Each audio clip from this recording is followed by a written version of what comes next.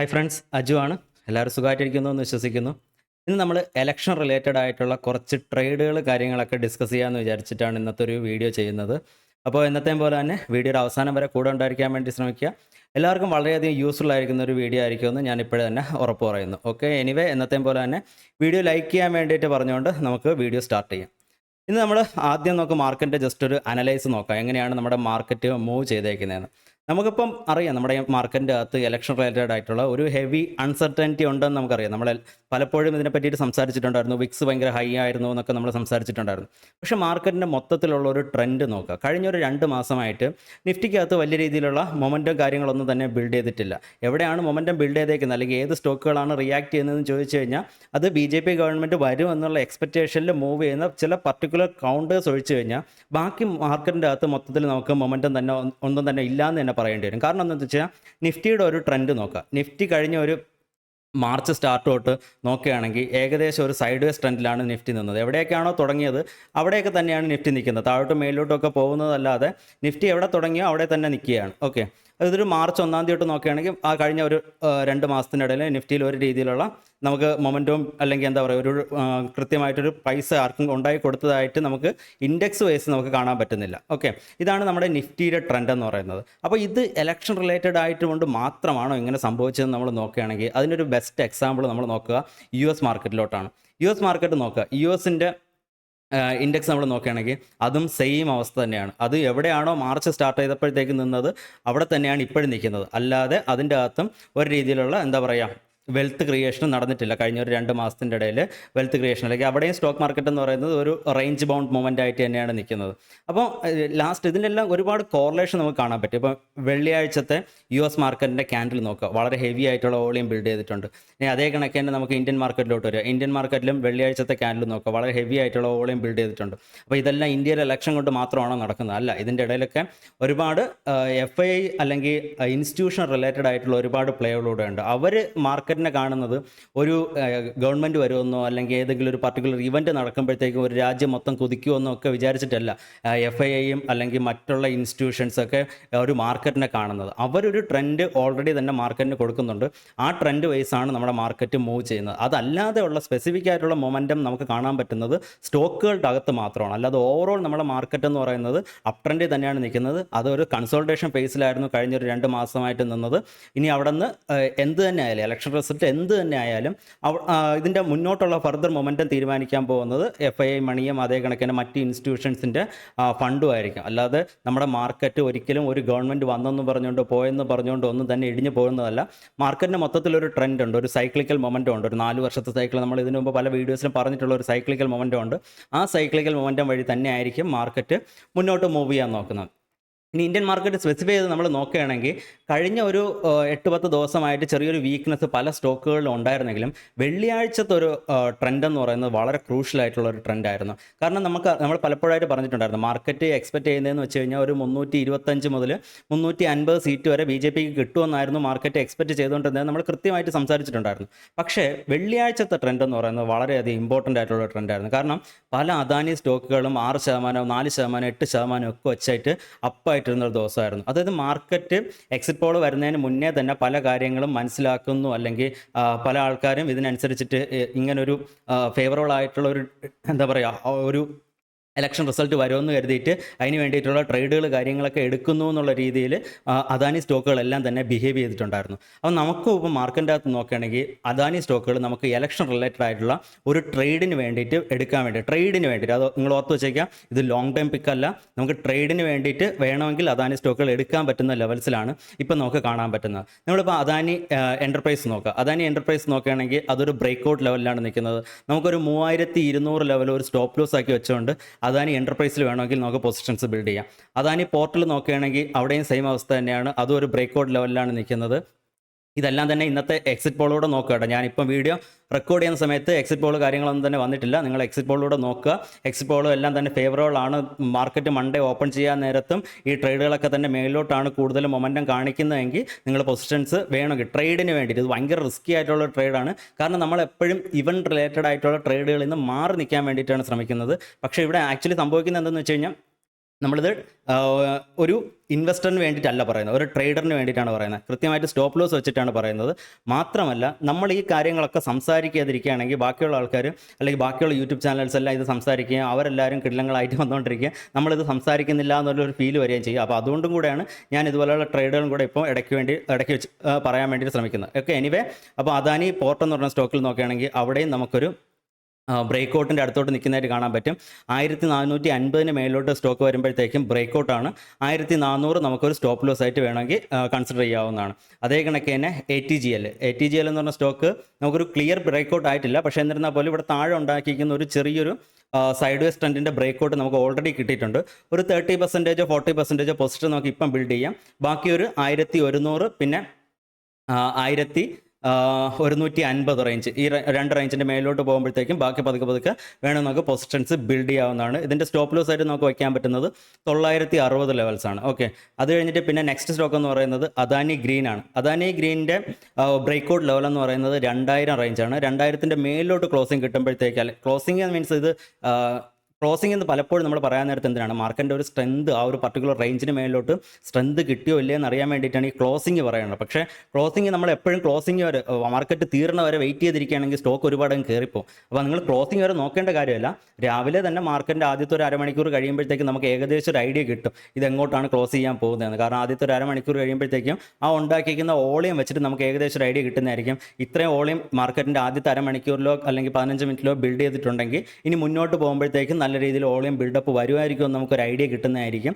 അത് മാത്രമല്ല, ആ ഒരു ഓളിയം ബിൽഡപ്പിൽ നമ്മൾ പൊസിഷൻ ബിൽഡ് ചെയ്യുന്നു. പൊസിഷൻ ബിൽഡ് ചെയ്ത് പിന്നീട് മാർക്കറ്റിൻ്റെ ക്ലോസിംഗ് സമയം ആകുമ്പോഴത്തേക്ക് ഇത് താഴോട്ടാണ് വരുന്നത്, വീക്ക്നെസ് ആണ് കാണുന്നതെങ്കിൽ നമ്മൾ ആ സമയത്ത് എക്സിറ്റ് ചെയ്യുന്നതായിരിക്കും. അതുകൊണ്ടാണ് നമ്മളിത് ട്രേഡർ മെൻറ്റാലിറ്റി പറയുന്നത്, അല്ലാതെ ഇതൊരു ഇൻവെസ്റ്റ്മെൻറ്റ് പർപ്പസിൽ പറയുന്ന ഒരു കാര്യമേ അല്ല. നിങ്ങൾ ആരും തന്നെ ഇതിലൊന്നും ഇൻവെസ്റ്റ് ചെയ്യാൻ പാടില്ല. നിങ്ങളിതെല്ലാം തന്നെ ട്രേഡിന് വേണ്ടിയിട്ട് വേണമെങ്കിൽ, ഭയങ്കര റിസ്കി ആയിട്ടുള്ള ഒരു ട്രേഡാണ്. ഇലക്ഷൻ റിസൾട്ട് നമുക്കറിയാം, മാർക്കറ്റ് എക്സ്പെക്ട് ചെയ്യുന്നതിന് വളരെ ഓപ്പോസിറ്റ് ആയിട്ടുള്ള, വളരെ വിപരീതമായിട്ടുള്ള റിസൾട്ടുകൾ ഇതിന് മുമ്പ് വന്നിട്ടുണ്ട്. മാർക്കറ്റ് ഡൗൺ സർക്യൂട്ട് അടിച്ചിട്ടുണ്ട്, ഇൻഡെക്സ് ഡൗൺ സർക്യൂട്ട് അടിച്ചിട്ടുണ്ട്. അപ്പോൾ ആ രീതിയിലൊക്കെ മാർക്കറ്റ് വേണമെങ്കിൽ ബിഹേവ് ചെയ്യാം. ഈ റിസ്ക്കുകളെല്ലാം എടുക്കാൻ താല്പര്യമുണ്ട് എനിക്ക്, BJP ഗവൺമെൻറ് തന്നെ വരും, ഇവിടെ നിന്നല്ല ഈ സ്റ്റോക്കുകളെല്ലാം പറക്കും എന്നുള്ള ഒരു ബോധ്യമുള്ള ഒരാളെ സംബന്ധിച്ചിടത്തോളം എടുക്കാൻ പറ്റുന്ന കുറച്ച് റിസ്ക് റിവാർഡ് റേഷ്യോ ഫേവറബിൾ ആയിട്ടുള്ള ട്രേഡുകൾ മാത്രമാണ് പറയുന്നത്. അത് സ്റ്റോപ്പ് ലോസ് നമുക്ക് വളരെ ചെറിയ പെർസെൻറ്റേജിൽ വയ്ക്കാൻ പറ്റുന്ന ട്രേഡുകൾ മാത്രമാണ് നമ്മളിവിടെ സംസാരിക്കുന്നത് കേട്ടോ. ഇനി അദാനി ഗ്രീനിൽ പറഞ്ഞായിരുന്നു, അദാനി ഗ്രീനും നമുക്ക് ഒരു 2000-ൻ്റെ മേലിലോട്ട് എന്താ പറയുക പോകുമ്പോഴത്തേക്ക് നമുക്ക് പൊസിഷൻസ് ബിൽഡ് ചെയ്യാവുന്നതാണ്. സ്റ്റോപ്പ് ലോസ് ആയിട്ട് നമുക്ക് 1900 ലെവൽസ് തന്നെ വയ്ക്കാവുന്നതാണ്. നെക്സ്റ്റ് സ്റ്റോക്ക് എന്ന് പറയുന്നത് അദാനി എനർജി സൊല്യൂഷൻസ് ആണ്. അദാനി എനർജി സൊല്യൂഷൻസ് കറൻ്റ്ലി ഒരു ബ്രേക്ക് ഔട്ട്, കൃത്യമായിട്ടുള്ള ഒരു ബ്രേക്ക് ഔട്ടിലോട്ട് എത്തിയിട്ടില്ല. സ്റ്റോക്ക് ഒരു 1160-ൻ്റെ മേലിലോട്ടൊക്കെ പോകുമ്പോഴത്തേക്കും ഒരു 10-20% പൊസിഷൻസ് ബിൽഡ് ചെയ്യുക. അതിനുശേഷം 1200-ൻ്റെ മേലിലോട്ട് പോകുമ്പോഴത്തേക്കും ബാക്കി പൊസിഷൻസ് കുറച്ച് ഒരു 50% കൂടെ ബിൽഡ് ചെയ്യുക. 1250-ൻ്റെ മേലിലോട്ട് പോകുമ്പോഴത്തേക്കും ഫുൾ പൊസിഷൻസ് ബിൽഡ് ചെയ്താൽ മതിയാണ്. ഇതൊക്കെ എന്ന് പറഞ്ഞാൽ നല്ല രീതിയിൽ റിസ്ക് റിവാർഡ് റേഷ്യോ നമുക്ക് ഫേവറബിൾ ആയിട്ടുള്ള ട്രേഡുകളാണ്. പതുക്കെ നമുക്ക് പൊസിഷൻസ് ബിൽഡ് ചെയ്ത് പോകാൻ പറ്റുന്നതാണ്. ഒരു 1080-ൻ്റെ താഴോട്ടൊക്കെ ക്ലോസിംഗ് കിട്ടുകയാണെങ്കിൽ, അല്ലെങ്കിൽ അതിൻ്റെ താഴോട്ട് വരികയാണെങ്കിൽ അദാനി എനർജി സൊല്യൂഷൻസിൻ്റെ അകത്ത് നമുക്ക് സ്റ്റോപ്പ് ലോസ് ഹിറ്റ് ചെയ്യുന്നതായിരിക്കും. ഓക്കെ, ഇത്രയും ട്രേഡുകളാണ് നമുക്കിപ്പം ഇലക്ഷൻ റിലേറ്റഡ് ആയിട്ട് പറയാനുണ്ടായിരുന്നത്. പിന്നെ AWL അതിൻ്റെ അത്ര കണ്ട് സുഖമായിട്ടുള്ളൊരു ചാർട്ടല്ല. ബാക്കിയുള്ള ചാർട്ടുകളൊക്കെ വെച്ച് നോക്കുമ്പോഴത്തേക്കും AWL അത്ര കണ്ട് ഒരു ഇൻട്രസ്റ്റിംഗ് ആയിട്ടുള്ളൊരു ചാർട്ടായിട്ട് തോന്നുന്നില്ല. അതേ കണക്ക് തന്നെ അദാനി പവറിൽ നമുക്ക് റിസ്ക് റിവാർഡ് റേഷ്യോ ഫേവറബിൾ അല്ല. അപ്പോൾ ഇത്രയും ട്രേഡുകളാണ്: Adani energy solutions, Adani green, ATGL, Adani ports, Adani enterprise. ഇത്രയും സ്റ്റോക്കുകളാണ് നമുക്ക് ഇലക്ഷൻ റിലേറ്റഡ് ആയിട്ടുള്ള ഒരു ട്രേഡ് എടുക്കാൻ താല്പര്യമുള്ളവർക്ക് എടുക്കാൻ പറ്റുന്ന കൗണ്ടേഴ്സ് എന്ന് പറയുന്നത്. പക്ഷേ ഇവിടെ ട്രേഡ് എടുക്കാൻ നേരത്തെ ഓർക്കേണ്ട ഒരു കാര്യം എന്ന് വെച്ച് കഴിഞ്ഞാൽ, നിങ്ങൾ ഫുൾ ടൈം മാർക്കറ്റിൽ ഉണ്ടായിരിക്കാൻ വേണ്ടി നോക്കുക. ഇപ്പോൾ ഇലക്ഷൻ റിസൾട്ടൊക്കെ കൗണ്ട് ചെയ്യുന്ന സമയത്ത് നിങ്ങൾ മാർക്കറ്റില്ല, നിങ്ങൾക്ക് എതിരായിട്ടാണ് അല്ലെങ്കിൽ നിങ്ങൾ എടുത്തേക്കുന്ന ട്രേഡിന് ഫേവറബിൾ അല്ലാത്ത രീതിയിലുള്ള റിസൾട്ടുകളാണ് വന്നുകൊണ്ടിരിക്കുന്നതെങ്കിൽ നിങ്ങൾക്ക് ആ സമയത്ത് ലൈവായിട്ട് എക്സിറ്റ് ചെയ്യാൻ വേണ്ടി പറ്റണം. അല്ലാതെ ഒരു ഫുൾ ടൈം വേറെ എന്തെങ്കിലും ഒരു ജോബ് ചെയ്തുകൊണ്ടിരിക്കുന്ന ആൾക്കാർ ഇതുപോലത്തെ ട്രേഡ് എടുത്ത് ഇതിൻ്റെ അകത്ത് പെട്ടുപോകാതിരിക്കാൻ നോക്കുക. പിന്നെ മാത്രമല്ല, നമ്മളെപ്പോഴും ഇലക്ഷൻ റിലേറ്റഡ് അല്ലെങ്കിൽ മറ്റേതെങ്കിലും ഇവൻറ്റ് റിലേറ്റഡ് ആയിട്ടുള്ള ഒരു സ്റ്റോക്ക് പറയാത്തതിൻ്റെ മെയിൻ കാരണങ്ങളിലൊന്ന്, നമുക്കൊരിക്കലും നേരത്തെ കൂടി പ്രെഡിക്റ്റ് ചെയ്യാൻ പറ്റത്തില്ല മാർക്കറ്റ് എങ്ങനെയാണ് ബിഹേവ് ചെയ്യാൻ പോകുന്നതെന്ന്. ഒരു എക്സാമ്പിൾ പറയാം, ഒരു സ്റ്റോക്കിന് വളരെ നല്ല റിസൾട്ട് വരുന്നു, റിസൾട്ട് വരുന്നതിന് മുന്നേ തന്നെ സ്റ്റോക്ക് റണ്ണപ്പ് കാഴ്ചവെക്കുന്നു, റിസൾട്ട് വരുമ്പോഴത്തേക്കും സ്റ്റോക്ക് ഇടിയുന്നു. നമ്മൾ എപ്പോഴും കാണുന്ന മാർക്കറ്റിൻ്റെ അകത്ത് കാണുന്ന ഒരു സിനാരിയോ ആണ്. കാരണം റിസൾട്ടിന് മുന്നേ തന്നെ ഇതിൻ്റെ അകത്ത് ബിഗ്ഗീസ് പൊസിഷൻസ് ബിൽഡ് ചെയ്തിട്ടുണ്ടായിരിക്കാം. അങ്ങനെ നമ്മൾ പലപ്പോഴും മാർക്കറ്റിൻ്റെ അകത്ത് കാണാറുണ്ട്. അപ്പോൾ ഇതേ കണക്ക് തന്നെ വേണമെങ്കിൽ ഈ സ്റ്റോക്കുകളിൽ സംഭവിച്ചു എന്ന് വരാം. അതായത് മാർക്കറ്റിൻ്റെ ഇപ്പോൾ എന്താണോ എക്സ്പെക്ട് ചെയ്യുന്നത് അത് വന്നാലും ഈ മാർക്കറ്റ് എന്ത് ചെയ്യുന്നു, അല്ലെങ്കിൽ ഈ സ്റ്റോക്കുകളെ പണിഷ് ചെയ്യുന്നതായിരിക്കും. അപ്പം അങ്ങനെ വേണമെങ്കിൽ സംഭവിക്കും. ഇതിൻ്റെ അത് ബിഗീസ് ഓൾറെഡി തന്നെ പൊസിഷൻസ് ബിൽഡ് ചെയ്തിട്ടുണ്ടെങ്കിൽ അവർ പ്രോഫിറ്റ് ബുക്ക് ചെയ്യുമ്പോഴത്തേക്കും സ്റ്റോക്കുകൾ ഒബിയസ്ലി താഴോട്ട് വരാനുള്ള ചാൻസ് എന്ന് പറയുന്നത് വളരെ ഹ്യൂജ് ആണ്. അപ്പോൾ ആ ഒരു റിസ്ക് ഉണ്ട്. ഈ റിസ്ക് ഒക്കെയാണ് നമ്മളെപ്പോഴും മാർക്കറ്റിൻ്റെ അകത്ത് ഉദ്ദേശിക്കുന്നതെന്ന് വെച്ച് കഴിഞ്ഞാൽ ഏറ്റവും റിസ്ക് കുറഞ്ഞ രീതിയിൽ ട്രേഡുകൾ ചെയ്യാൻ വേണ്ടിയിട്ട്, ഇൻവെസ്റ്റ്മെൻറ്റ് ചെയ്യാൻ വേണ്ടിയിട്ടാണ് നമ്മൾ നോക്കേണ്ടത്. ഞാനൊരു എക്സാമ്പിൾ, 2-3 എക്സാമ്പിൾ പറഞ്ഞുതരാം. അതായത് നമ്മൾ ഇതിന് മുമ്പ് നമ്മുടെ ചാനൽ വഴിയിട്ട് പറഞ്ഞിട്ടുണ്ടായിരുന്ന കുറച്ച് സ്റ്റോക്കുകളെ ഇപ്പം പല ആൾക്കാരും ചോദിക്കുന്നുണ്ടായിരുന്നു. ഓക്കെ, ഒന്നാമത്തെ സ്റ്റോക്ക് എന്ന് പറയുന്നത് നെറ്റ്വെബ് ടെക്നോളജീസ് ആണ്. Okay, 1 second. Netweb technologies. Netweb technologies നമ്മൾ ഇതിൻ്റെ അകത്ത് ഒരു ലോ ചീറ്റിൻ്റെ ബ്രേക്കൗട്ട് വന്ന സമയത്ത്, അല്ലെങ്കിൽ IPO ഹൈക്കൊക്കെ ബ്രേക്ക് ചെയ്യുന്നതിന് മുന്നായിട്ട് തന്നെ നമ്മൾ ഡിസ്കസ് ചെയ്തിട്ടുണ്ടായിരുന്ന സ്റ്റോക്കായിരുന്നു. ഏകദേശം 800 ലെവലിലാണ് ഈ സ്റ്റോക്ക് ഡിസ്കസ് ചെയ്തിട്ടുണ്ടായിരുന്നത്. ഇവിടെയാണോ ഞാൻ കൃത്യമായിട്ട് ഓർക്കുന്നില്ല. ഇനി 800 ലെവലിൽ നമ്മൾ ഡിസ്കസ് ചെയ്തിട്ടുണ്ടായിരുന്നു. സ്റ്റോക്കിൻ്റെ അകത്ത് ഒരു ബ്രേക്കൗട്ട് വന്നിട്ടുണ്ടായിരുന്നു. അതിൻ്റെ IPO ഹൈ ബ്രേക്ക് ചെയ്യുമ്പോഴത്തേക്ക് നമുക്ക് ഫുൾ പൊസിഷൻസ് ബിൽഡ് ചെയ്യാന്നുള്ള രീതിയിലെല്ലാം തന്നെ നമ്മൾ സംസാരിച്ചിട്ടുണ്ടായിരുന്നു. എനിക്ക് തോന്നുന്നു ഞാനിത് ട്വിറ്ററിലും ഷെയർ ചെയ്തിട്ടുണ്ടായിരുന്ന ഒരു സ്റ്റോക്കായിരുന്നു. ആ സ്റ്റോക്ക് അവിടെ നിന്ന് ഇപ്പോൾ ഓൾമോസ്റ്റ് എത്രയാണ്, 3x അടുപ്പിച്ച് റിട്ടേൺസ് തന്നു കഴിഞ്ഞു. 3x അടുപ്പിച്ച് റിട്ടേൺസ് തന്നു കഴിഞ്ഞ് ഇപ്പം നമ്മുടെ റിസ്ക് റിവാർഡ് റേഷ്യോ ഒട്ടും ഫേവറബിൾ അല്ല. റിസ്ക് റിവാർഡ് റേഷ്യോ ഫേവറബിൾ അല്ലാത്ത സമയത്താണ് ആൾക്കാർ വന്നിട്ട് നെറ്റ്വെബ് ടെക്നോളജീസിൽ ഇപ്പോൾ എൻട്രി എടുക്കാമോ ചോദിക്കുന്നത്. നമ്മൾ ഒരു സ്റ്റോക്ക് താഴത്തെ ലെവലിൽ നിന്ന് സംസാരിക്കാൻ നേരത്ത് ആൾക്കാർ ആരും ഇതിൽ ഇൻട്രസ്റ്റഡ് ആയിരിക്കത്തില്ല. കാരണം അവർക്ക് ഇതിൻ്റെ അകത്ത് പാസ്റ്റ് റിട്ടേൺസ് എന്ന് പറഞ്ഞ സാധനം കാണാനില്ല. പാസ്റ്റിൽ അവർ റിട്ടേൺസ് കൊടുത്തിട്ടുള്ള സ്റ്റോക്കുകളിലായിരിക്കും റീറ്റെയിലേഴ്സ് ഏറ്റവും കൂടുതൽ ഇൻട്രസ്റ്റഡ് ആയിരിക്കുന്നത്. പക്ഷേ യഥാർത്ഥത്തിൽ അങ്ങനെയല്ല. നമ്മൾ താഴത്തെ ലെവലിൽ നിന്ന് ബൈ ചെയ്ത് വെച്ചാൽ നമുക്കത് മേലോട്ട് പോകുമ്പോഴത്തേക്കും അതിൻ്റെ അകത്ത് റിട്ടേൺസ് ജനറേറ്റ് ചെയ്യാൻ പറ്റത്തുള്ളൂ. മേലോട്ട് പോകുന്നതിനനുസരിച്ച് നമ്മുടെ റിസ്ക് കൂടി വരുന്നതായിരിക്കും.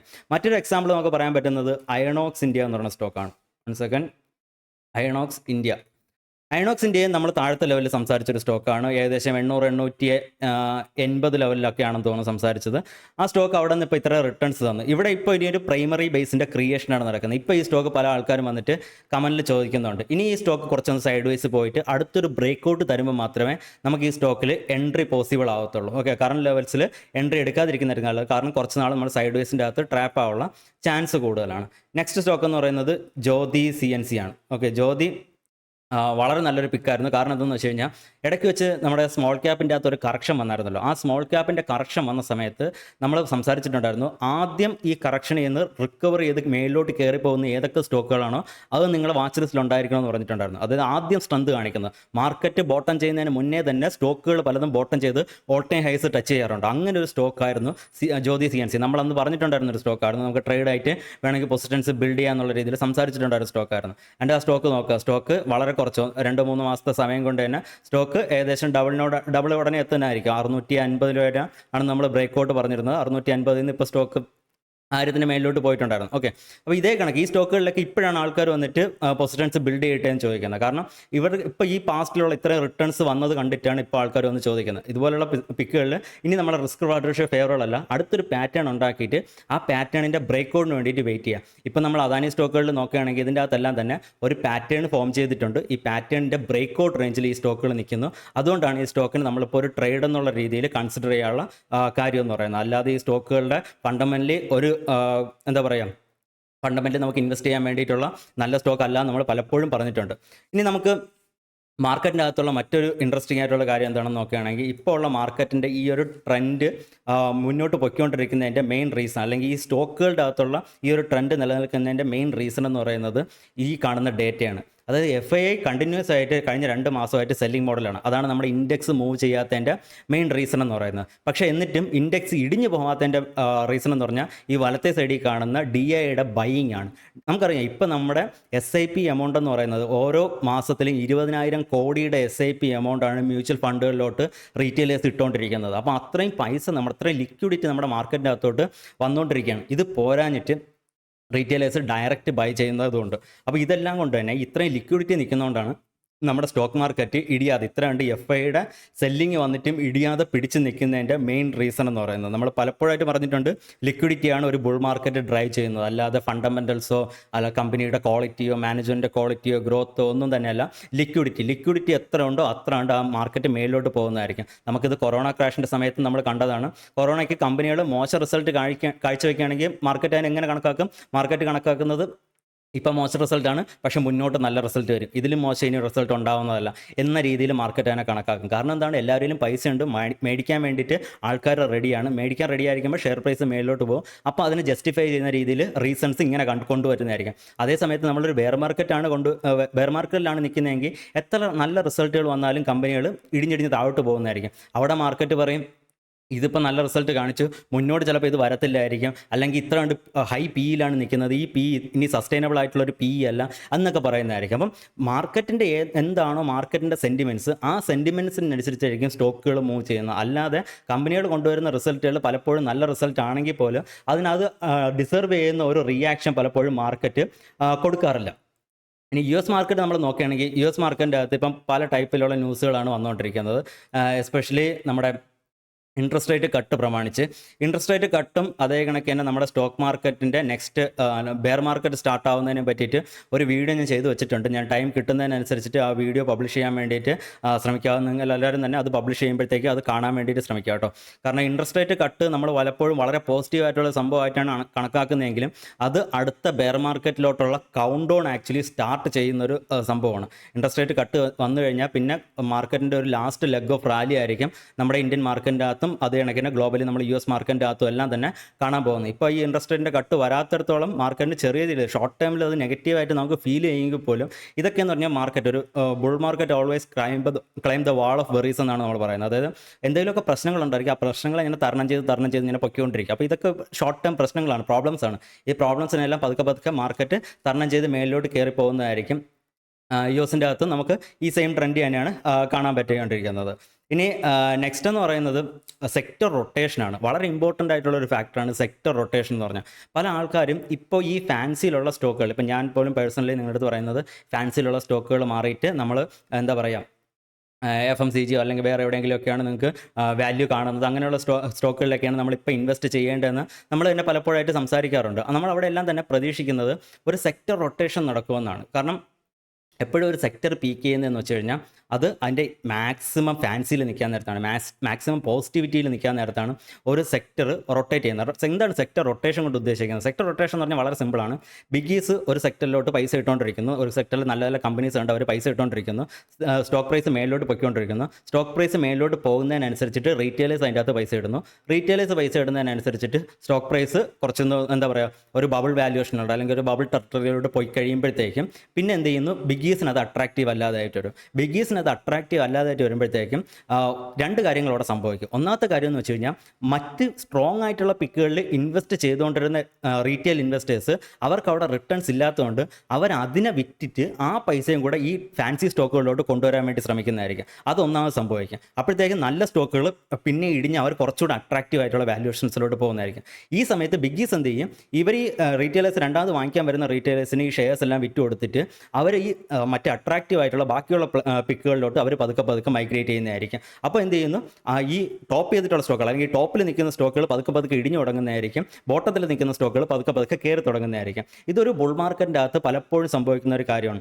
നമുക്കിത് സെക്ടർ ടു സെക്ടറും കാണാൻ പറ്റും, അതേ കണക്ക് തന്നെ എന്താ പറയുക ക്യാപ്പ് ടു ക്യാപ്പും കാണാൻ പറ്റും. അതായത് ആദ്യം ലാർജ് ക്യാപ്സ്, നോർമലി ഒരു ബുൾ മാർക്കറ്റ് എന്ന് പറയുമ്പോഴത്തേക്കും ആദ്യം ലാർജ് ക്യാപ് സ്റ്റോക്കുകൾ മൂവ് ചെയ്യും, അതിനുശേഷം മിഡ് ക്യാപ്പ് മൂവ് ചെയ്യും, ലാസ്റ്റിലായിരിക്കും സ്മോൾ ക്യാപ്പ് മൂവ് ചെയ്യുന്നത്. നമ്മളിപ്പോൾ US മാർക്കറ്റ് നോക്കുക, US മാർക്കറ്റിൻ്റെ അകത്ത് സ്മോൾ ക്യാപ്പും മിഡ് ക്യാപ്പും ഒക്കെ ഇപ്പോഴും താഴെ നിന്ന് കയറി വന്നിട്ടില്ല. അവിടുത്തെ index all time high cut ചെയ്ത് മേലോട്ട് പോകുന്നു. NVIDIA പോലുള്ള സ്റ്റോക്കുകൾ ഭയങ്കര വലിയ റണ്ണപ്പ് കാഴ്ചവെക്കുന്നു. ബാക്കിയുള്ള പല ലാർജ് ക്യാപ് സ്റ്റോക്കുകൾ അല്ലെങ്കിൽ അവിടുത്തെ മെഗാ ക്യാപ് സ്റ്റോക്കുകളെല്ലാം തന്നെ ഓൾ ടൈം ഹൈയിലാണ് നിൽക്കുന്നത്. പക്ഷേ നമ്മൾ അവിടുത്തെ സ്മോൾ ക്യാപ്പിലും അതേ കണക്കിന് മിഡ് ക്യാപ്പിലും മൈക്രോ ക്യാപ്പിലും ഒക്കെ നോക്കുകയാണെങ്കിൽ സ്റ്റോക്കുകൾ ഇപ്പോഴും വളരെ താഴത്തെ ലെവലിൽ തന്നെയാണ് നിൽക്കുന്നത്. ഇതെന്ന് പറഞ്ഞാൽ അവിടുത്തെ ആ ഒരു സെക്ടർ റൊട്ടേഷൻ ഇപ്പം ഈ ടൈപ്പിലുള്ള ലാർജ് ക്യാപ് ടൈപ്പിലാണ് നിൽക്കുന്നത്. അവിടെ നിന്ന് പതുക്കെ ഇനി മാറി മാർക്കറ്റിൻ്റെ ഓരോ ഫേസ് കഴിയുമ്പോഴത്തേക്കും മാറി വരുന്നതായിരിക്കും. നമ്മുടെ ഇവിടെ ഇന്ത്യൻ മാർക്കറ്റ് നോക്കുകയാണെങ്കിൽ നമുക്ക് തിരിച്ചാണ് കാണാൻ പറ്റുക. ആദ്യം നമ്മുടെ ഇവിടെ റൺ ചെയ്തതെന്ന് വെച്ച് കഴിഞ്ഞാൽ സ്മോൾ ക്യാപ്പാണ് റൺ ചെയ്തത്. അതിൻ്റെ കാരണം എന്ന് വെച്ച് കഴിഞ്ഞാൽ നേരത്തെ പറഞ്ഞിട്ടുള്ള റീറ്റെയിൽ പാർട്ടിസിപ്പേഷനാണ്. അപ്പോൾ ഇത് നമുക്ക് ക്യാപ്പ് ടു ക്യാപ്പും കാണാൻ പറ്റും, അതേ കണക്കിന് സെക്ടർ ടു സെക്ടറും കാണാൻ പറ്റും. പക്ഷേ ഇതിൻ്റെ ഗ്രാവിറ്റി എന്ന് പറയുന്നത് ഓരോ ബുൾ മാർക്കറ്റിലും വ്യത്യാസമായിരിക്കും. ചില ബുൾ മാർക്കറ്റ്, ഈ മാസീവ് ബുൾ മാർക്കറ്റ് 10 മുതൽ 12 വർഷത്തിലേക്ക് വരുന്ന ഒരു ഒറ്റ ബുൾ മാർക്കറ്റ് ഭയങ്കര മാസീവ് ആയിട്ടുള്ള ബുൾ മാർക്കറ്റ് ആയിരിക്കും. നമുക്ക് കൊറോണ ക്രാഷിന് ശേഷം കാണാൻ പറ്റിയ പോലത്തെ ഒരു ബുൾ മാർക്കറ്റ് ആയിരിക്കും. ആ സമയത്ത് എല്ലാ സെക്ടറും പറക്കുന്നതായിരിക്കും. ആ എല്ലാ സെക്ടറും പറക്കുന്ന ടൈപ്പ് ബുൾ മാർക്കറ്റിൽ നമ്മൾ നോക്കുകയാണെങ്കിൽ നമുക്ക് എല്ലാ സെക്ടറിലോട്ടും പൈസ വരുന്നത് കൊണ്ട് തന്നെ എല്ലാ സ്റ്റോക്കുകളും മൂവ് ചെയ്തതായിട്ട് കാണാൻ പറ്റും. പക്ഷേ ഇപ്പോഴത്തെ ബുൾ മാർക്കറ്റ് അങ്ങനത്തെ ബുൾ മാർക്കറ്റ് അല്ല. അപ്പോൾ അതുകൊണ്ട് തന്നെ ഇപ്പം നിങ്ങൾ പല ആൾക്കാരും ഈ സെക്ടർ റൊട്ടേഷൻ നടക്കുമെന്ന് കരുതിയിട്ട് ചില സ്റ്റോക്കുകളിലൊക്കെ ഇരിക്കും. ഓൾറെഡി ബുൾ റൺ കഴിഞ്ഞിട്ടുള്ള പ്രൈവറ്റ് ബാങ്കുകൾ, ഇനി അതല്ലെങ്കിൽ NBFC സെക്ടറുകൾ, ചില ഫാർമ കൗണ്ടേഴ്സുകൾ, ഇതിലൊക്കെ ചെന്നിരിക്കുകയാണ്. കാരണം ഇനി ഇതും പറക്കും, അല്ലെങ്കിൽ ഇവിടുത്തെ സെക്ടർ റൊട്ടേഷൻ വരുമ്പോഴത്തേക്കും ആ സ്റ്റോക്കുകൾ മൂവ് ചെയ്യുമെന്ന് വിചാരിച്ച് ആൾക്കാർ പൊസിഷൻസ് ബിൽഡ് ചെയ്ത് ഒരുപാട് പേര് ഇരിക്കുന്നുണ്ട്. പക്ഷേ അതിൻ്റെ അകത്തോട് റണ്ണപ്പ് വരുമോ ഇല്ലയോ നമുക്ക് കൃത്യമായിട്ട് പറയാൻ പറ്റത്തില്ല കേട്ടോ. ഈവൻ ദോ കമ്പനികൾ ഗ്രോ ചെയ്താൽ പോലും, വാല്യുവേഷൻസ് അട്രാക്റ്റീവ് ആണെങ്കിൽ പോലും, സ്റ്റോക്കിൽ പ്രൈസ് വലിയ മൊമെൻ്റ് ഒന്നും തന്നിട്ടില്ലെങ്കിൽ പോലും അത് ഈ ബുൾ റണ്ണിൻ്റെ ഭാഗമായിട്ട് പാർട്ടിസിപ്പേറ്റ് ചെയ്യുമെന്ന് തന്നെ നമുക്ക് ഉറപ്പ് പറയാൻ പറ്റത്തില്ല. കാരണം എല്ലാ ബുൾ റണ്ണും ലീഡ് ചെയ്യുന്നത് അതിൻ്റെ പോസ്റ്റർ ബോയ്സ് ആയിട്ടുള്ള ചില സ്റ്റോക്കുകളായിരിക്കും. നമ്മളിപ്പോൾ ഒരു എക്സാമ്പിളിന് വേണ്ടിയിട്ട് നോക്കുക. വളരെ സിമ്പിളായിട്ടുള്ള കുറച്ച് എക്സാമ്പിൾ കാണിച്ചു തരാം. ഇപ്പോൾ നമ്മുടെ ഡിക്സൺ, ഓക്കെ, ഡിക്സൺ ടെക്നോളജീസ് 2020 ശേഷം, കൊറോണ ക്രാഷിന് ശേഷം നല്ല രീതിയിൽ പെർഫോമൻസ് തന്ന ഒരു സ്റ്റോക്കാണ്. ഈ ഡിക്സൻ്റെ പെർഫോമൻസ് നോക്കാം. കൊറോണ ക്രാഷിൻ്റെ സമയത്ത് എവിടെയാണോ മാർക്കറ്റ് ബോട്ടം ചെയ്തത്, ആ ബോട്ടം ചെയ്ത ലെവലിൽ നിന്ന് തന്നെയാണ് ആ സ്റ്റോക്കും അതിൻ്റെ പെർഫോമൻസ് ആക്ച്വലി സ്റ്റാർട്ട് ചെയ്തത്. കാരണം അതിന് മുമ്പേ അതൊരു അപ് ട്രെൻഡിലാണ് നിന്നത്. അതിന് മുമ്പേ നമ്മൾ നോക്കുകയാണെങ്കിൽ അതൊരു അപ് ട്രെൻഡാണ് നിന്നത്. കൊറോണ ക്രാഷ് വന്നപ്പോഴത്തേക്ക് ചെറിയൊരു ഡിപ്പ് എടുക്കുന്നു. ഡിപ്പ് എടുത്തിട്ട് അത് അതിൻ്റെ കൂട്ടത്തിൽ അങ്ങ് റണ്ണപ്പ് ചെയ്ത് കയറി പോവുകയാണ് ചെയ്തത്. എന്നിട്ട് ആ സ്റ്റോക്ക് പീക്ക് ചെയ്ത ലെവൽസ് നോക്കുക. ഏകദേശം 2021 ആകുമ്പോഴത്തേക്കും ആ സ്റ്റോക്ക് പീക്ക് ചെയ്യുകയാണ്. ഈ റേഞ്ച് ആകുമ്പോഴത്തേക്കും സ്റ്റോക്ക് പീക്ക് ചെയ്യാണ്. പിന്നെ സ്റ്റോക്കിൻ്റെ അകത്ത് അധികം മൊമെൻറ്റോ ഇല്ല. 2021 മാർച്ചൊക്കെ ആകുമ്പോഴത്തേക്കും സ്റ്റോക്ക് പീക്ക് ചെയ്തു.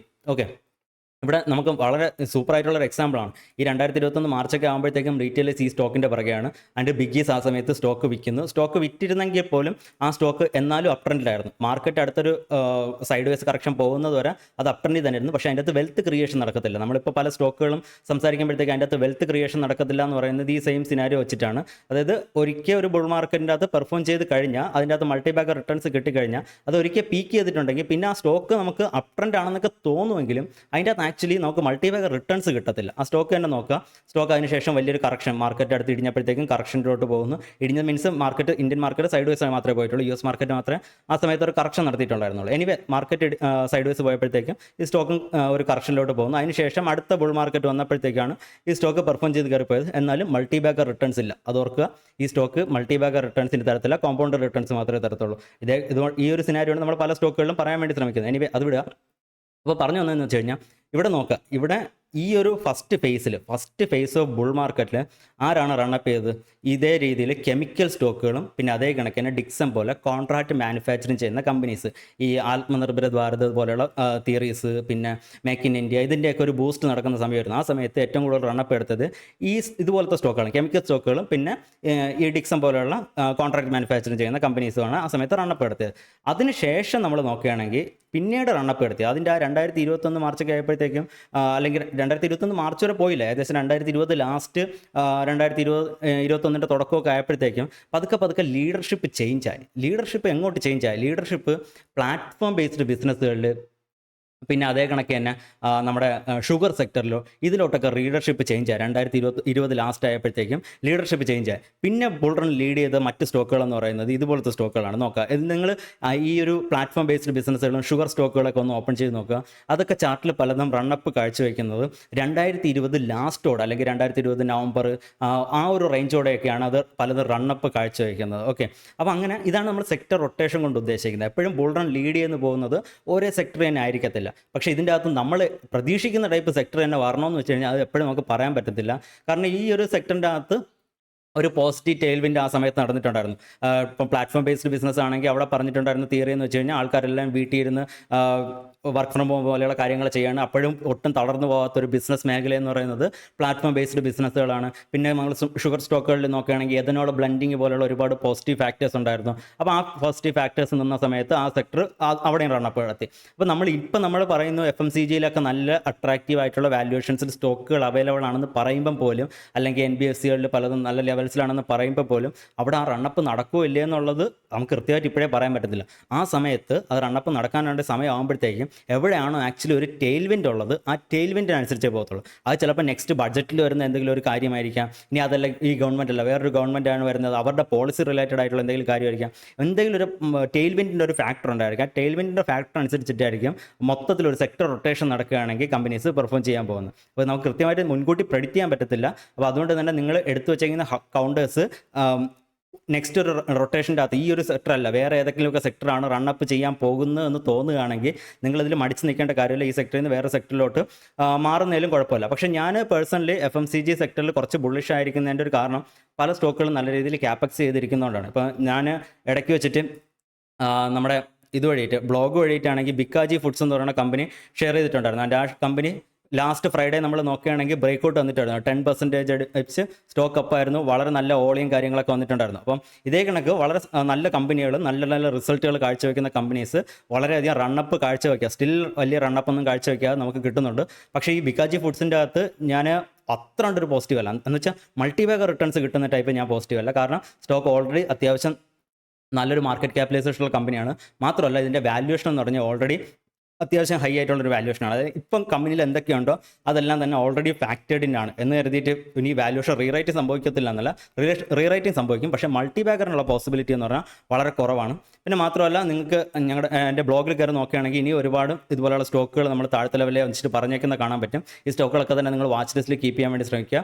അതേ കണക്കിന് ബിക്കാജി ഫുഡ്സിൽ പൊസിഷൻസ് ബിൽഡ് ചെയ്യാൻ താല്പര്യമുള്ളവർ 20 ഡേ മൂവിങ് ആവറേജിന് അടുത്തോട്ട് കിട്ടാൻ നേരത്ത് സ്റ്റാഗേർഡ് ആയിട്ടുള്ള അഡീഷൻസ് നടത്തുക. കറണ്ട് ലെവലിലാണെങ്കിൽ പോലും ഒരു 10 or 20% എങ്കിലും പൊസിഷൻസ് ബിൽഡ് ചെയ്തതിന് ശേഷം താഴോട്ട് വരുന്നതിനനുസരിച്ച് ചെറിയ ചെറിയ കറക്ഷൻസ് എടുത്തേ സ്റ്റോക്ക് മേലോട്ട് പോകത്തുള്ളൂ. ഒറ്റയടിക്കൊന്നും മേലോട്ട് കയറി പോകത്തില്ല. കറക്ഷൻസ് വരുന്നതിനനുസരിച്ചിട്ട് പതുക്കെ പതുക്കെ പൊസിഷൻസ് സ്റ്റാഗർ ചെയ്ത് ബിൽഡ് ചെയ്യാൻ വേണ്ടിയിട്ട് ശ്രമിക്കുക. ഓക്കെ.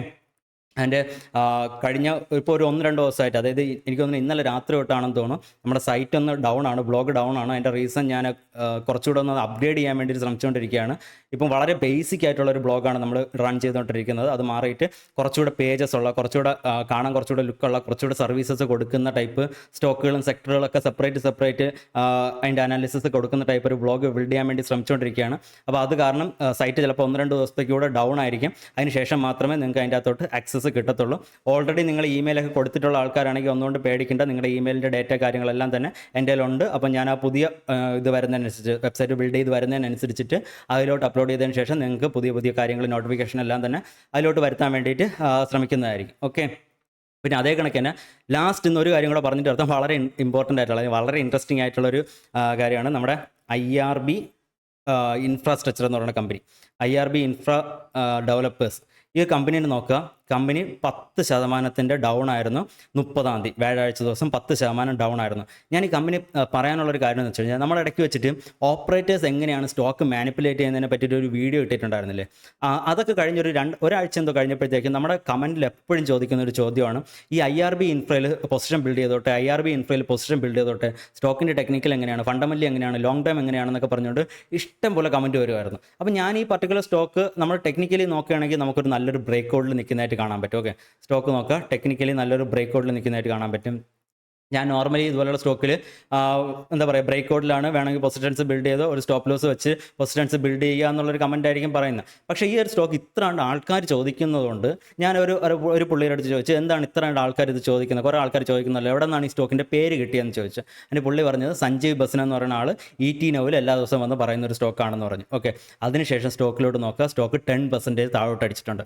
അപ്പോൾ പുള്ളിക്ക് എക്സിറ്റ് എടുക്കാൻ വേണ്ടിയിട്ടോ അല്ലെങ്കിൽ പുള്ളി ആഗ്രഹിക്കുന്ന ആർക്കെയോ എക്സിറ്റ് എടുക്കാൻ വേണ്ടിയിട്ടോ പുള്ളിയുടെ ബിനാമികൾക്ക് എക്സിറ്റ് എടുക്കാൻ വേണ്ടിയിട്ടോ ഒക്കെ ആയിരിക്കാം ചിലപ്പോൾ ആ സ്റ്റോക്ക് കുറച്ച് നാൾ മുമ്പേ തന്നെ വന്ന് നാട്ടുകാരുടെ അടുത്ത് ഇത്രയധികം പബ്ലിസിറ്റി കൊടുത്ത് അതിനെ പറഞ്ഞുകൊണ്ടിരുന്നു. അതിനുശേഷം ആ സ്റ്റോക്ക് നോക്കുക 10% താഴോട്ട് പോയിട്ടുണ്ടായിരുന്നു. അപ്പം ഇതൊക്കെയെന്ന് വെച്ച് കഴിഞ്ഞാൽ സ്റ്റോക്ക് മാർക്കറ്റിൻ്റെ അകത്ത് റെഗുലറായിട്ട് നടക്കുന്ന കാര്യങ്ങളാണ്. നിങ്ങൾ TV-യിലൊക്കെ ആൾക്കാർ വന്നിരുന്ന് വളരെ ലൈവായിട്ട് ഓപ്പണായിട്ട് എന്തെങ്കിലുമൊക്കെ സ്റ്റോക്കുകൾ, എസ്പെഷ്യലി താഴത്തെ ലെവലിൽ നിന്ന് അത്യാവശ്യം റിട്ടേൺസ് തന്നിട്ടുള്ള സ്റ്റോക്കുകൾ, ഒരു രീതിയിലും റിട്ടേൺസ് തരാത്ത വളരെ താഴത്തെ ലെവലിൽ നിൽക്കുന്ന അത്യാവശ്യം ലിക്വിഡിറ്റി ഉള്ള, ഇതും കൂടെ ഒരു ലിക്വിഡിറ്റിയും വളരെ ഇമ്പോർട്ടൻ്റ് ആയിട്ടുള്ള ഫാക്ടറാണ്. കാരണം ബിഗ്ഗീസിന് എക്സിറ്റ് എടുക്കാൻ വേണ്ടിയിട്ട് ലിക്വിഡിറ്റി വേണം. അതിന് വേണ്ടിയിട്ടാണ് ആൾക്കാരുടെ അടുത്ത് ഇത് ഇങ്ങനെ പ്രൊമോട്ട് ചെയ്യാൻ വേണ്ടിയിട്ട് അവർ ശ്രമിക്കുന്നത്. ലിക്വിഡിറ്റി ഉള്ള സ്റ്റോക്കുകളെ സംബന്ധിച്ചിടത്തോളം അവർക്ക് എപ്പോൾ വേണമെങ്കിലും കയറാൻ ഇറങ്ങാം. ലാർജ് ക്യാപ്പിലൊക്കെ അങ്ങനെ ഒരു സെനാരിയോ ഉണ്ട്.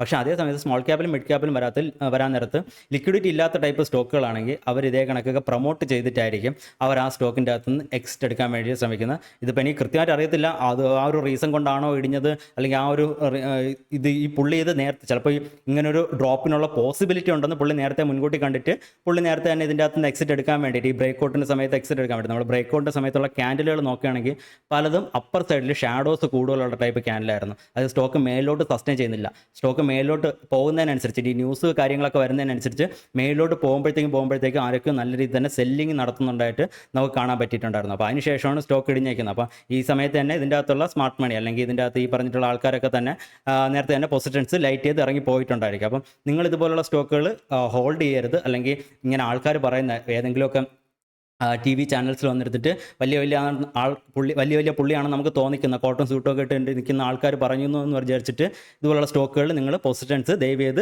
ബിൽഡ് ചെയ്യാതിരിക്കാൻ വേണ്ടിയിട്ട് ശ്രമിക്കുക. ഓക്കെ, അപ്പോൾ ഇത്രയും കാര്യങ്ങളാണ് ഇന്ന് പറയാൻ വേണ്ടിയിട്ടുണ്ടായിരുന്നത്. ബാക്കി നിങ്ങളുടെ സ്റ്റോക്ക് റിലേറ്റഡ് മാർക്കറ്റ് റിലേറ്റഡ് ആയിട്ടുള്ള ക്വയറീസ് എല്ലാം തന്നെ നിങ്ങൾ ലൈവ് ചാറ്റിൽ ഇട്ടാൽ മതി. എന്താ പറയുക, നമ്മുടെ കമൻറ്റ് ബോക്സിൽ ഇട്ടാൽ മതി. എനിക്ക് ടൈം കിട്ടുന്നതിനനുസരിച്ചിട്ട് എല്ലാത്തിനുള്ള എല്ലാത്തിനുള്ള മറുപടി തരാൻ വേണ്ടിയിട്ട് ശ്രമിക്കുന്നതായിരിക്കും. ഓക്കെ, ഇനിവേ ഇന്നത്തെ വീഡിയോ എല്ലാവർക്കും വളരെയധികം യൂസ്ഫുൾ ആയെന്ന് വിചാരിക്കുന്നു. വീഡിയോ എല്ലാവരും മാക്സിമം ലൈക്ക് ചെയ്യാൻ വേണ്ടിയിട്ട് കൂടെ ശ്രമിക്കുക. Thanks for watching. Happy investing, happy trading, have A good night. Thank you.